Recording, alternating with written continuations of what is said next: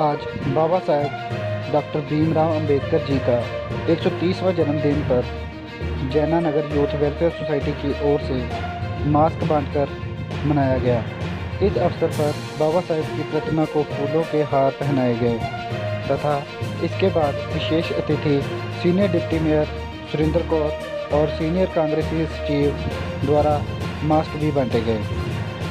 इस अवसर पर सीनियर डिप्टी मेयर ने अपने विचार व्यक्त किए और जैना नगर यूथ वेलफेयर सोसाइटी के प्रधान व समस्त पदाधिकारियों द्वारा किए जा रहे कार्यों की सराहना की।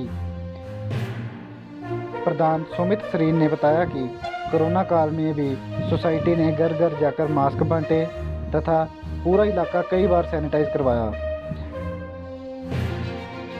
इस अवसर पर विवेक, वकुलशूर, काला सोनी, डॉक्टर PS धीमान, वरिंदर हांडा, राहुल,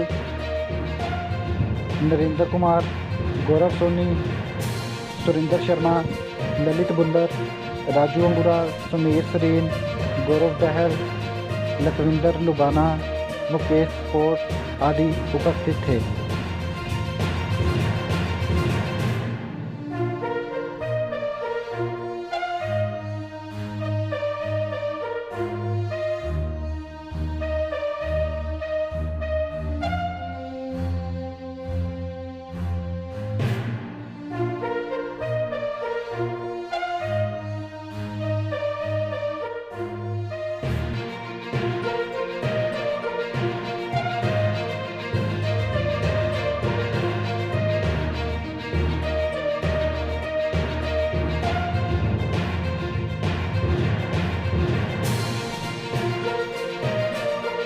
मैम ਤੁਹਾਡਾ ਸਭ ਤੋਂ ਪਹਿਲੇ ਅੱਜ ਕੀ ਹੈਗਾ ਕਿ ਜਿਹੜੇ ਜयंती ਦੇ ਉੱਪਰ ਤੁਸੀਂ ਕੀ ਸੰਦੇਸ਼ ਦੇਣਾ ਚਾਹੁੰਦੇ ਹੋ ਲੋਕਾਂ ਨੂੰ?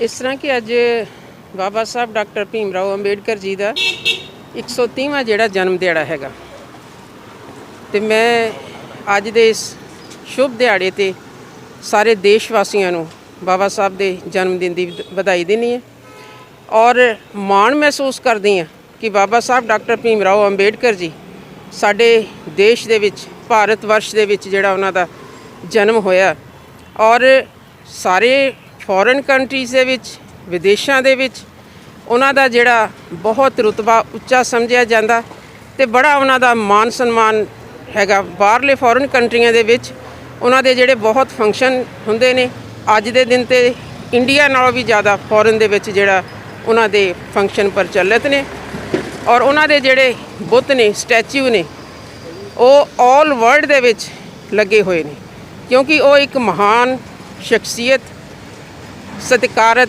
ਸ਼ਖਸੀਅਤ ਸੀ।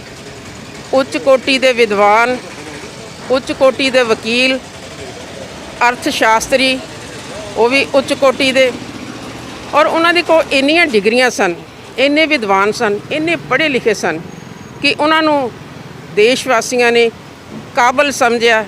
ਉਹਨਾਂ ਨੂੰ ਸੰਵਿਧਾਨ ਜਿਹੜਾ ਲਿਖਣ ਦਾ ਮੌਕਾ ਜਿਹੜਾ ਮਿਲਿਆ ਔਰ ਇਹ ਵੱਡੇ ਮਾਣ ਦੀ ਗੱਲ ਹੈ ਕਿ ਉਹਨਾਂ ਨੇ ਬਾਬਾ ਸਾਹਿਬ ਭੀਮਰਾਓ ਅੰਬੇਡਕਰ ਜੀ ਜੋ ਭਾਰਤ ਰਤਨ ਨੇ ਉਹਨਾਂ ਨੂੰ ਦੇਸ਼ ਦਾ ਸੰਵਿਧਾਨ ਲਿਖਣ ਦਾ ਜਿਹੜਾ ਸਨਮਾਨ ਪ੍ਰਾਪਤ ਹੋਇਆ ਔਰ ਅਸੀਂ ਇਸ ਗੱਲ ਦਾ ਜਿਹੜਾ ਮਾਣ ਮਹਿਸੂਸ ਕਰਦੇ ਹਾਂ। ਉਹ ਸੰਵਿਧਾਨ ਜਿਸ ਦੇ ਵਿੱਚ ਸਾਰੇ ਦੇਸ਼ ਵਾਸੀਆਂ ਨੂੰ ਸਾਰੇ ਦੇਸ਼ ਵਾਸੀਆਂ ਦੇ ਹੱਕਾਂ ਹਕੂਕਾਂ ਦੀ ਰਾਖੀ ਕੀਤੀ ਗਈ। ਅੱਜ ਜੇ ਕਿਤੇ ਵੀ ਪ੍ਰੋਟੈਸਟ ਹੋ ਰਿਹਾ ਚਾਹੇ ਉਹ ਕਿਸਾਨਾਂ ਨੂੰ ਲੈ ਕੇ ਆ ਜਾਂ ਕੋਈ ਵੀ ਦੇਸ਼ ਵਾਸੀ ਇੰਡੀਵਿਜੂਅਲੀ ਪ੍ਰੋਟੈਸਟ ਕਰ ਸਕਦਾ, ਆਪਣੇ ਹੱਕਾਂ ਲਈ ਲੜਾਈ ਲੜ ਸਕਦਾ ਔਰ ਇਹ ਸਾਰਾ ਜਿਹੜਾ ਸੰਵਿਧਾਨ ਦੇ ਕਰਕੇ ਹੈ ਜੋ ਬਾਬਾ ਸਾਹਿਬ ਡਾਕਟਰ ਭੀਮਰਾਓ ਅੰਬੇਡਕਰ ਜੀ ਦਾ ਔਰ ਲਿਖਿਆ ਹੋਇਆ ਸੰਵਿਧਾਨ ਹੈ ਉਹਦੇ ਕਰਕੇ ਇਹ ਸਾਨੂੰ ਜਿਹੜੇ ਹੱਕ ਹਕੂਕ ਮਿਲੇ ਨੇ। ਮੈਮ ਜਿਹੜਾ ਅੱਜ ਦੀ ਡੇਟ ਦੇ ਵਿੱਚ ਕਰੋਨਾ ਚੱਲ ਰਿਹਾ ਹੈ ਤੇ ਤੁਸੀਂ ਜਲੰਧਰ ਵਾਸੀਆਂ ਨੂੰ ਕੀ ਸੰਦੇਸ਼ ਦਿਓਗੇ, ਕਿੱਦਾਂ ਉਹਨੂੰ ਬਚਾਇਆ ਜਾਏ ਕਿਉਂਕਿ ਰੋਜ਼ 400-500 ਕੇਸਿਸ ਰੋਜ਼ ਆ ਰਹੇ ਹੈ ਔਰ ਲੋਕਾਂ ਦੀ ਮੌਤ ਵੀ ਹੋ ਰਹੀ ਹੈ। ਤੁਸੀਂ ਇਸ ਬਾਰੇ ਕੀ ਕਹੋਗੇ ਕਿ ਤੁਹਾਡੇ ਵੱਲੋਂ ਔਰ ਤੁਹਾਡੇ ਨਗਰ ਨਿਗਮ ਵੱਲੋਂ ਕੀ ਪਹਿਲ ਕੀਤੀ ਜਾ ਰਹੀ ਹੈ ਕਿ ਹੁਣ ਜਿਹੜਾ ਦੂਜੀ ਲਹਿਰ ਚੱਲ ਰਹੀ ਹੈ ਉਸ ਲਹਿਰ ਨੂੰ ਕਿੱਦਾਂ ਤੁਸੀਂ ਰੋਕਣ ਦੀ ਕੋਸ਼ਿਸ਼ ਕਰ ਰਹੇ ਹੋ ਤੇ ਤੁਹਾਡਾ ਅੱਗੇਲਾ ਕੀ ਉਪਰਾਲਾ ਹੈਗਾ? ਦੇਖੋ ਪੰਜਾਬ ਸਰਕਾਰ ਵੱਲੋਂ ਜਿਹੜਾ ਇਹਦੇ ਲਈ ਢੁਕਵਾਂ ਉਪਰਾਲਾ ਕੀਤਾ ਜਾ ਰਿਹਾ ਤੁਸੀਂ ਜਾਣਦੇ ਹੋ ਕਿ ਜਿਹੜੀ ਕੋਵਿਡ ਲਈ ਵੈਕਸੀਨੇਸ਼ਨ ਹੈ ਉਹ ਹੁਣ ਬਹੁਤ ਤੇਜ਼ੀ ਨਾਲ ਉਹਦਾ ਕੰਮ ਚੱਲ ਰਿਹਾ। ਕੱਲ ਮੈਂ ਵੀ ਜਲੋਵਾਲ ਵਾਦੀ ਵਿਖੇ ਜਿਹੜਾ ਵੈਕਸੀਨੇਸ਼ਨ ਦਾ ਕੋਵਿਡ-19 ਉਹ ਕੈਂਪ ਲਗਾਇਆ ਸੀ। ਅਸੀਂ ਹੌਲੀ ਹੌਲੀ ਆਪਣੇ ਸਾਰੇ ਏਰੀਆ 'ਚ ਜਿਹੜੇ ਉਹ ਕੈਂਪ ਲਗਾਉਣ ਜਾ ਰਹੇ ਹਾਂ ਔਰ ਵੈਕਸੀਨੇਸ਼ਨ ਜਿਹੜੀ ਆ ਇਹ ਬਹੁਤ ਵਧੀਆ ਇਹਦਾ ਜਿਹੜਾ ਉਪਰਾਲਾ ਹੈ ਰੋਕਥਾਮ ਦਾ। ਔਰ ਉਸ ਤੋਂ ਉਹਦੇ ਬਾਵਜੂਦ ਸਾਨੂੰ ਸਾਰਿਆਂ ਨੂੰ ਖੁਦ ਨੂੰ ਵੀ ਇਹ ਦੇਖਣਾ ਚਾਹੀਦਾ ਕਿ ਸਾਨੂੰ ਜ਼ਰੂਰਤ ਤੋਂ ਇਲਾਵਾ ਬਾਹਰ ਨਹੀਂ ਜਾਣਾ ਚਾਹੀਦਾ। ਜਿਹੜੀ ਸੋਸ਼ਲ ਡਿਸਟੈਂਸ ਆ ਉਹ ਮੇਨਟੇਨ ਕਰਨੀ ਚਾਹੀਦੀ ਹੈ ਔਰ ਜਿਹੜਾ ਮਾਸਕ ਹੈ ਉਹਨੂੰ ਲਗਾ ਕੇ ਰੱਖਣਾ ਚਾਹੀਦਾ। ਜੋ ਅਸੀਂ ਕਰ ਸਕਦੇ ਹਾਂ, ਜੋ ਡਾਕਟਰਾਂ ਦੀਆਂ ਹਦਾਇਤਾਂ ਨੇ ਕਰੋਨਾ ਨੂੰ ਲੈ ਕੇ, ਉਹਨੂੰ ਸਾਨੂੰ ਸਾਰਿਆਂ ਨੂੰ ਫੋਲੋ ਕਰਨਾ ਚਾਹੀਦਾ। ਔਰ ਵੈਕਸੀਨੇਸ਼ਨ ਨੂੰ ਲੈ ਕੇ ਜਿਹੜਾ ਸਾਡਾ ਜਲੰਧਰ ਹੈ ਉਹ ਨੰਬਰ 1 ਤੇ ਹੈਗਾ ਇਸ ਟਾਈਮ ਪੰਜਾਬ ਦੇ ਵਿੱਚੋਂ। ਔਰ ਬਹੁਤ ਵਧੀਆ ਅੱਗਿਓਂ ਦੇਖੋ ਆਪਣੀ ਜਿਹੜੀ ਫੋਗਿੰਗ ਸਪਰੇਅ ਵਗੈਰਾ ਉਹਦਾ ਵੀ ਜਲਦੀ ਸ਼ੁਰੂਆਤ ਹੋ ਰਹੀ ਹੈ। ਨਗਰ ਨਿਗਮ ਵੀ ਬਹੁਤ ਉਪਰਾਲਾ ਕਰ ਰਿਹਾ, ਪੰਜਾਬ ਸਰਕਾਰ ਵੱਲੋਂ ਵੀ ਔਰ ਸਾਡੇ ਡੀਸੀ ਸਾਹਿਬ ਵੱਲੋਂ ਵੀ ਕਾਫੀ ਇਹਦੇ ਲਈ ਉਪਰਾਲੇ ਕੀਤੇ ਜਾ ਰਹੇ। ਔਰ ਬਾਬਾ ਸਾਹਿਬ ਦੀ ਗੱਲ ਕਰ ਰਹੇ ਸੀ ਕਿ ਸ਼ਬਦ ਘੱਟ ਪੈ ਜਾਂਦੇ ਆ ਜਦੋਂ ਅਸੀਂ ਬਾਬਾ ਸਾਹਿਬ ਦੀ ਇੰਨੀ ਮਹਾਨ ਸ਼ਖਸੀਅਤ ਬਾਰੇ ਗੱਲ ਕਰਦੇ ਹਾਂ। ਬੀਬੀਆਂ ਭੈਣਾਂ ਮੇਰੇ ਨਾਲ ਇੱਥੇ ਸ਼ਾਮਲ ਨੇ ਔਰ ਬਾਬਾ ਸਾਹਿਬ ਨੇ ਬਹੁਤ ਸਾਰੀ ਜ਼ਿੰਦਗੀ ਸੰਘਰਸ਼ ਕੀਤਾ। ਔਰਤ ਮਹਿਲਾ ਵਰਗ ਨੂੰ ਢੁਕਵੀਂ ਜਗ੍ਹਾ ਦੇਣ ਲਈ, ਮਾਨ ਸਨਮਾਨ ਜਿਹੜਾ ਬਹਾਲ ਕਰਨ ਲਈ ਔਰ ਹਿੰਦੂ ਕੋਡ ਬਿੱਲ ਜਿਹੜਾ ਇਹ ਬਾਬਾ ਸਾਹਿਬ ਦੀ ਦੇਣ ਹੈ। ਅੱਜ ਔਰਤਾਂ ਵੋਟ ਪਾ ਸਕਦੀਆਂ, ਇਲੈਕਸ਼ਨ ਲੜ ਸਕਦੀਆਂ ਔਰ ਹਰ ਖੇਤਰ ਦੇ ਵਿੱਚ ਜਿਹੜਾ ਔਰਤਾਂ ਮੱਲਾ ਮਾਰ ਰਹੀਆਂ ਨੇ।